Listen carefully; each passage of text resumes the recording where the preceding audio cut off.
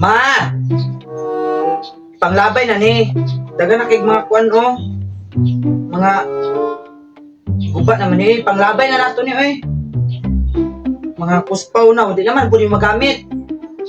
Oo, sige. Pangkuan na diha. Kay daghan pa kayo diri o itong ipanglabay nga mga gamit. So, kana siya. Ato lang siya panglabay sa sapat. Kay di naman na siya magamit. Mga kuan naman na siya. Mga something na inana o. Mga itom na. Pwede na siya mahimog trapo. Pwede na nato na siya gamiton. Pwede na siya gamiton nato. Ha? Da, siksi mo dyan si mother. Uy! Siksi ka ayo. Laban kay ka maay ma. Siksi kay ka mother.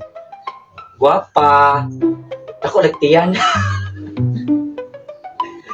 Dagan pa diyan mato ni panglabay eh. Di lagi niyo magamit ay bisa kung saon. O pwede rin na siya mahimong trapog yun. Daggan pero na pa man yung magamit noon. Ay, guwapa rin ito na. Tsada rin ang gisuot.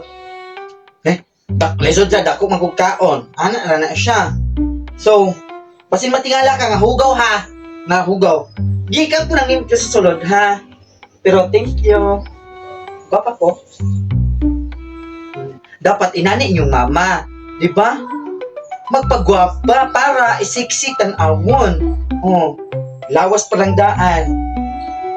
Kambutso kaayo. Diba? Ana na siya dapat magpagwapa tato. Magpagwapa ta nga mama kay parang atong bana maibog, di ba? Ana ra na siya. Sige pagkamanana nimo diha.